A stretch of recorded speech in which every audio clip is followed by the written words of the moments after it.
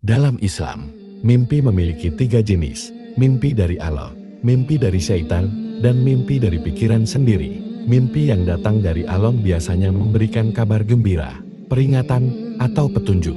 Contohnya adalah mimpi Nabi Yusuf yang menjadi tanda kenabiannya. Jika seseorang bermimpi sesuatu yang baik, Rasulullah menganjurkan untuk memuji Allah, menceritakan kepada orang yang dipercaya, dan tidak merasa sombong. Namun, mimpi buruk berasal dari syaitan. Jika mengalaminya, Islam mengajarkan untuk meludah ringan ke kiri 3 kali, membaca Auzubillahi minasyaitonirrajim, dan tidak menceritakannya kepada siapapun. Hal ini untuk menghindari rasa cemas yang berlebihan. Sebagai umat muslim, kita diajarkan untuk menjadikan mimpi sebagai salah satu cara introspeksi diri dan mendekatkan diri kepada Allah, tanpa bergantung sepenuhnya padanya. Dalam Islam, sholat adalah ibadah utama yang sangat ditekankan. Namun, ada golongan yang rajin sholat, tetapi ibadahnya tidak diterima. Siapa mereka? Dalam Al-Quran, Surah Al-Ma'un ayat 4-7, Allah berfirman tentang orang-orang yang lalai dalam sholatnya. Mereka mungkin rajin sholat, tetapi melakukannya hanya untuk pamer atau tidak dengan hati yang ikhlas. Mereka juga tidak peduli terhadap hak-hak orang lain, seperti enggan menolong fakir miskin. Rasulullah SAW juga mengingatkan bahwa ibadah sholat harus dilakukan dengan tulus, penuh khusyuk, dan diiringi dengan akhlak yang baik. Jika sholat hanya menjadi rutinitas tanpa memahami esensinya, maka itu bisa tidak membawa manfaat dan bahkan tidak diterima Allah. Jadi, penting bagi kita untuk memperbaiki niat, menjaga konsistensi, dan mengamalkan nilai-nilai sholat dalam kehidupan. Dalam Islam, Rasulullah sangat menyukai kebersihan dan wewangian. Dalam Islam, memakai parfum adalah bagian dari menjaga kebersihan dan menciptakan suasana yang menyenangkan. Rasulullah bersabda, "Diberikan kepadaku kecintaan terhadap wanita, parfum, dan dijadikan penyejuk mataku dalam salat Hr. Ahmad." Parfum juga memperkuat interaksi sosial.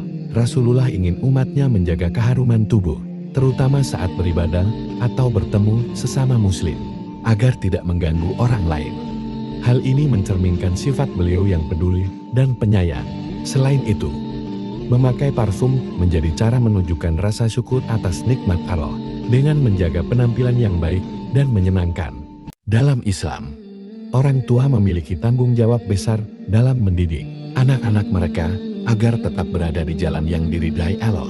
Jika seorang anak terjerumus dalam hubungan yang tidak sesuai syariat, seperti pacaran, ini bisa menjadi beban tanggung jawab bagi orang tua, terutama jika mereka tidak berusaha menasihati atau mencegahnya. Allah SWT berfirman dalam surah At-Tahrim ayat 6, "Hai orang-orang yang beriman, peliharalah dirimu dan keluargamu dari api neraka." Ayat ini menegaskan kewajiban orang tua untuk menjaga keluarganya dari perilaku yang bisa membawa kepada dosa. Jika orang tua lalai, mereka bisa dimintai pertanggungjawaban di akhirat. Namun, jika mereka sudah berusaha menasihati dengan hikmah dan kasih sayang, tapi anak tetap melanggar, maka dosa tersebut menjadi tanggungan si anak. Tugas orang tua adalah terus berdoa, memberikan contoh baik. Dalam Islam, berikut adalah narasi singkat tentang kesalahan wanita saat salat dalam Islam. Salat adalah ibadah yang sangat mulia, namun banyak wanita yang tanpa sadar melakukan kesalahan. Salah satu kesalahan yang sering terjadi adalah tidak menutup aurat dengan sempurna, seperti memakai pakaian yang tipis atau ketat sehingga masih terlihat bentuk tubuh. Selain itu, banyak juga yang kurang memperhatikan kebersihan pakaian atau tempat salat, padahal itu adalah syarat sahnya salat. Ada pula yang terburu-buru dalam gerakan, tidak tumanina, atau membaca doa dengan kurang khusyuk. Mari kita lebih memperhatikan tata cara salat sesuai tuntunan Rasulullah agar ibadah kita diterima oleh Allah Subhanahu wa Ta'ala. Dalam Islam, tidak ada keterangan eksplisit dalam Al-Quran atau hadits sahih yang menjelaskan secara rinci bagaimana iblis berkembang biak. Namun, ulama tafsir seperti Ibnu Katsir menjelaskan bahwa iblis memiliki keturunan berdasarkan firman Allah dalam Al-Quran, "Apakah kamu akan mengambil dia dan keturunannya sebagai pemimpin selain aku, sedangkan mereka adalah musuhmu?" Qiyas Al-Kahf 50. Sebagian ulama berpendapat bahwa Allah menciptakan kemampuan bagi iblis untuk berkembang biak tanpa proses seperti manusia, mungkin melalui cara yang hanya diketahui oleh Allah.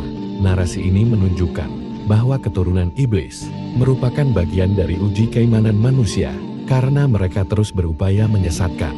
Kesimpulannya, meskipun detailnya tidak dijelaskan secara lengkap, keyakinan ini mengingatkan kita untuk senantiasa berlindung pada Allah SWT. Dalam Islam, ada beberapa jenis makanan yang diharamkan berdasarkan Al-Quran dan hadis. 1. Daging babi, termasuk segala bagian tubuhnya, karena dianggap najis. QS Al-Baqarah 173. 2. Darah yang mengalir, yaitu darah yang keluar dari tubuh hewan saat disembelih. Qis Al-An'am 145. Ketiga, bangkai atau hewan yang mati tanpa disembelih sesuai syariat Islam. Qis Al-Maidah 3. Selain itu, makanan yang disembelih tanpa menyebut nama Allah juga diharamkan. Minum beralkohol atau makanan yang memabukkan juga tidak diperbolehkan karena merusak akal. Qis Al-Maidah 90. Tujuan dari larangan ini adalah menjaga kesucian diri dan kesehatan umat muslim, serta mentaati perintah Allah sebagai bentuk ibadah. Dalam Islam, ketika iblis menghadapi sakaratul maut, ia mengalami penderitaan yang luar biasa. Dalam riwayat, iblis menangis dan meratap karena tahu ajalnya tiba, namun masih enggan bertaubat. Ia berkata kepada Allah, "Berikan aku kesempatan lagi." Namun, penyesalan itu bukan karena ingin kembali kepadanya, melainkan karena ketakutannya pada azab yang abadi saat nyawanya dicabut. Rasa sakitnya digambarkan sebagai azab paling pedih yang pernah ada, lebih menyakitkan dari yang dialami manusia. Malaikat maut datang dengan wujud penuh keagungan, membuat iblis gemetar. Namun, meskipun ia mengetahui kebenaran, kesombongannya tetap tidak luluh. Allah mengingatkan dalam Al-Quran, dan mereka memohon agar dosa mereka dihapuskan, tetapi tidak ada lagi kesempatan bagi mereka. Qis Al-Mu'minun 99/100. Dalam Islam, doa adalah senjata paling ampuh bagi seorang mukmin.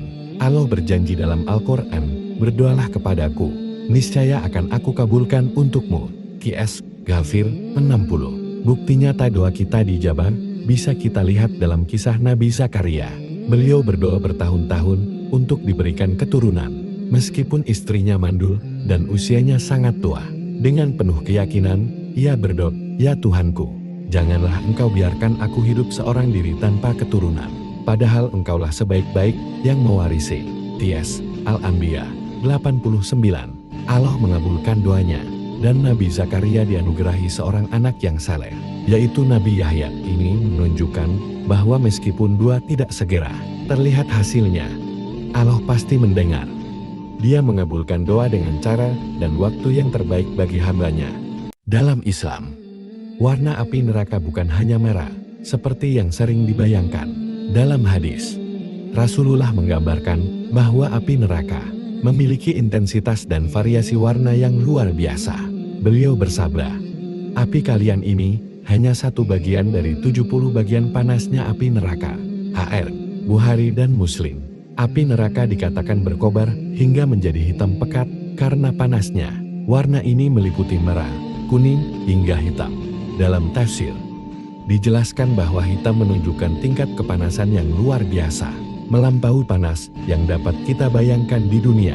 Hal ini mengingatkan kita akan kedahsyatan neraka sebagai azab bagi mereka yang ingkar dan mendorong kita untuk selalu bertakwa kepada Allah.